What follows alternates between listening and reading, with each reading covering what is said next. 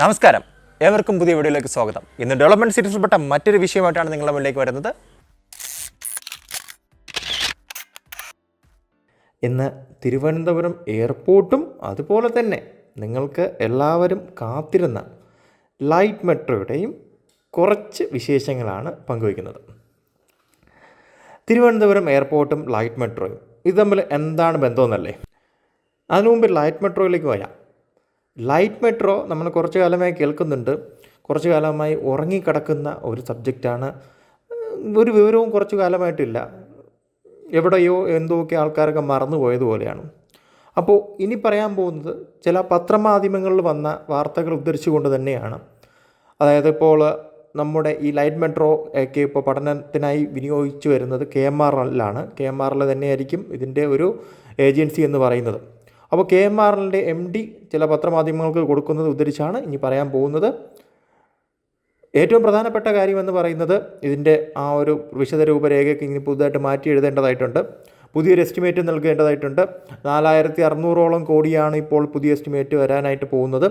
അതുപോലെ തന്നെ നേരത്തെ ഉള്ള പ്ലാനിൽ നിന്ന് വ്യത്യസ്തമായിട്ട് ടെക്നോ പാർക്ക്, അതുപോലെ തന്നെ തിരുവനന്തപുരം വിമാനത്താവളം തുടങ്ങിയവയിലേക്കും ഈ പറയുന്ന മെട്രോയുടെ സർവീസ് ഉണ്ടായിരിക്കും എന്നാണ് ഇപ്പോൾ പ്രതീക്ഷിക്കുന്നത്. ലൂപ്പ് മാതൃകയിലായിരിക്കും ഇവിടേക്ക് സർവീസ് വരുന്നത്. ടെക്നോ പാർക്ക്, അതുപോലെ തന്നെ ടെക്നോ പാർക്കിൻ്റെ ഫേസ് 1, 2, 3 തുടങ്ങിയ എല്ലാം ഉൾപ്പെട്ടിട്ടായിരിക്കും ഇവിടെ ലൈറ്റ് മെട്രോ സജ്ജമാക്കുന്നത്. തിരുവനന്തപുരത്തെ കരമനയിൽ നിന്ന് പള്ളിപ്പുറം വരെയാണ് ഈ പറയുന്ന ലൈറ്റ് മെട്രോ വരുന്നത്. ഇതിൽ നേരത്തെ നമ്മുടെ ഇൻ്റർനാഷണൽ എയർപോർട്ടിലോട്ടൊന്നും പ്ലാനില്ലായിരുന്നു. എന്നാൽ ഇനി വരുന്ന പുതിയ പ്ലാനിൽ എയർപോർട്ടും വരുന്നുണ്ട്. അതിനർത്ഥമെന്ന് പറയുന്നത് നമ്മുടെ എയർപോർട്ടിൽ നിന്ന് കണക്ടിവിറ്റിയാണ്. അതായത് തിരുവനന്തപുരത്തെ പ്രധാന നഗരഭാഗങ്ങളിലേക്ക് ഡയറക്റ്റ് കണക്ഷൻ വരാനായിട്ട് സാധിക്കും.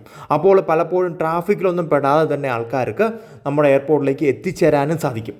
അപ്പോൾ വളരെ മഹത്തായ അല്ലെങ്കിൽ ബൃഹത്തായ ഒരു പദ്ധതി തന്നെയാണ് ലൈറ്റ് മെട്രോ എന്ന് പറയുന്നത്. അതുപോലെ തന്നെ കേരളത്തിൻ്റെ IT തലസ്ഥാനമായ തിരുവനന്തപുരത്ത് ഈ ഒരു മെട്രോ വരുന്നതോട് കൂടിയിട്ട് IT ബൂസ്റ്റപ്പം നമുക്ക് ലഭിക്കുന്നതായിരിക്കും. നമുക്കറിയാം ടെക്നോ സിറ്റി വരുന്നത് പള്ളിപ്പുറത്താണ്. അതുപോലെ തന്നെ ടെക്നോ പാർക്കുമായിട്ട് കണക്ടിവിറ്റി വരുന്നുണ്ട്. ടെക്നോ പാർക്കിൻ്റെ നേരത്തെ പറഞ്ഞതുപോലെ ഓരോ ഫേസിലും വരുന്നുണ്ട്. 10, 400, 500ഓളം കമ്പനികളുള്ള ഒരു സ്ഥലമാണ് ഈ പറയുന്ന ടെക്നോ പാർക്ക് എന്ന് പറയുന്നത്. ഒട്ടനവധി ആൾക്കാർ അവിടെ ജോലി ചെയ്യുന്നുമുണ്ട്. അവർക്കെല്ലാവർക്കും ഈസി ആയിട്ട് ആക്സസും ലഭിക്കും. അതുമാത്രമല്ല നമുക്കിതേപോലുള്ള മെയിൻ സിറ്റി സെൻറ്റേഴ്സിലൂടെ നമുക്ക് ഈ പറയുന്ന ലൈറ്റ് മെട്രോ കൊടുക്കുമ്പോഴത്തേക്കും നമ്മുടെ നമ്പർ ഓഫ് വെഹിക്കിൾസ്, റോഡിലെ വെഹിക്കിൾസ് നമുക്ക് കുറയ്ക്കാനായിട്ട് സാധിക്കും. അതിലൂടെ പൊല്യൂഷൻ പോലുള്ള സംഗതികളും നമ്മുടെ നാട്ടിൽ വളരെയധികം കുറയ്ക്കാൻ സാധിക്കും. നമുക്ക് വേറൊരു ട്രാവൽ കൾച്ചറും ക്രിയേറ്റ് ചെയ്തെടുക്കാനായിട്ട് സാധിക്കും. കൂടുതൽ ആൾക്കാർ പബ്ലിക് ട്രാൻസ്പോർട്ടിലേക്ക് വരുന്ന രീതി നമുക്ക് അവലംബിക്കാനായിട്ട് സാധിക്കും.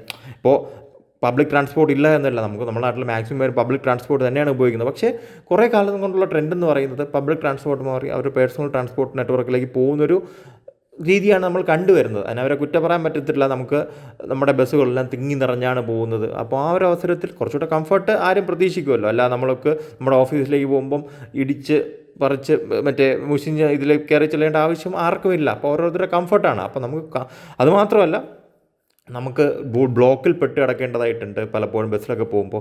അപ്പോൾ നമ്മൾ 2 വീലറിലൊക്കെയാണ് പോകുന്നതെങ്കിൽ ചിലപ്പോൾ സൈഡിൽ കൂടെയൊക്കെ ഇങ്ങ് പോയിക്കൊണ്ടിരിക്കും. അപ്പോൾ ആൾക്കാർക്ക് എല്ലായിടത്തും പെട്ടെന്ന് എത്തണം. അപ്പോൾ ബ്ലോക്കിൽ കിടക്കാനൊന്നും ആൾക്കാർക്ക് സമയമില്ല. അപ്പോൾ ലൈറ്റ് മെട്രോ പോലുള്ളവ പെട്ടെന്ന് നമുക്ക് ഡെസ്റ്റിനേഷൻസിലേക്ക് എത്തിക്കാനായിട്ട് സാധിക്കും. അതുപോലെ തന്നെ ഏതൊരു ഇൻ്റർനാഷണൽ എയർപോർട്ടിനെ പ്രതിച്ഛായ തന്നെയാണ് അവിടെ ഒരു ലൈറ്റ് മെട്രോ കണക്ടിവിറ്റി അങ്ങനെയുള്ള സംഗതികളൊക്കെ ഉണ്ടെങ്കിൽ ആ ഒരു മെട്രോ ഇൻ്റർനാഷണൽ സ്റ്റാൻഡേർഡ്സിൽ വരികയും ലോകത്തുള്ള എല്ലാവരും അതിലേക്ക് ഉറ്റുനോക്കുകയും ചെയ്യുന്നുണ്ട്. അപ്പോൾ പിന്നെ ഈ കരമന പള്ളിപ്പുറം എന്ന് പറയുന്നത് ഇനി സെക്കൻഡ് ഫേസ്, തേർഡ് ഫേസൊക്കെ പിന്നീട് വരാൻ സാധ്യതയുണ്ടല്ലോ. അപ്പോൾ പല നമ്മുടെ പ്രധാനപ്പെട്ട ടൂറിസ്റ്റ് ഡെസ്റ്റിനേഷനിലോ അതേപോലെ വേറെ സ്ഥലങ്ങളിലേക്കോ എല്ലാം ഇത് എക്സ്റ്റെൻഡ് ചെയ്ത് പോകാനും സാധിക്കും. അപ്പോൾ ഈ എയർപോർട്ടിൽ ഇറങ്ങുന്നവർക്ക് പെട്ടെന്ന് അവരുടെ വീടുകളിൽ എത്താനുള്ള മാർഗ്ഗങ്ങളും നമുക്ക് കൊടുക്കാൻ സാധിക്കും. അപ്പോൾ അതാണ് ഈ പറയുന്ന മെട്രോയുടെ ഒരു സൗകര്യം. അപ്പോൾ മെട്രോയുടെ ബാക്കിയുള്ള കാര്യങ്ങളൊക്കെ അല്ലെങ്കിൽ ബാക്കിയുള്ള ഡീറ്റെയിൽസൊക്കെ വരും വീഡിയോകളിൽ വരും. ഇതിപ്പം ലൈം ലൈറ്റിൽ വന്ന പോലെ ഇനിയും ലൈം ലൈറ്റിൽ നിൽക്കുമെന്ന് തന്നെയാണ് ഞങ്ങൾ പ്രതീക്ഷിക്കുന്നത്. അപ്പോൾ ഇതൊരു തുടക്കം മാത്രമാണ് ഈ വീഡിയോ എന്ന് പറയുന്നത്. ഇനിയും ലൈറ്റ് മെട്രോ നമ്മുടെ ഒരു ഫോക്കസ് പോയിൻ്റായിട്ട് വികസനത്തിൻ്റെ ഒരു തേരോട്ടം ഇതിലൂടെ തുടങ്ങട്ടെ എന്നാണ് ഞങ്ങളും പ്രതീക്ഷിക്കുന്നത്. അപ്പോൾ മറ്റൊരു വീഡിയോയിൽ മറ്റൊരു വിഷയമായി വരുന്നവരെ ഞാൻ ഷിബു സാലിഹ, എന്നോടൊപ്പം പ്രേരണ സ്റ്റാസ്. നന്ദി, നമസ്കാരം.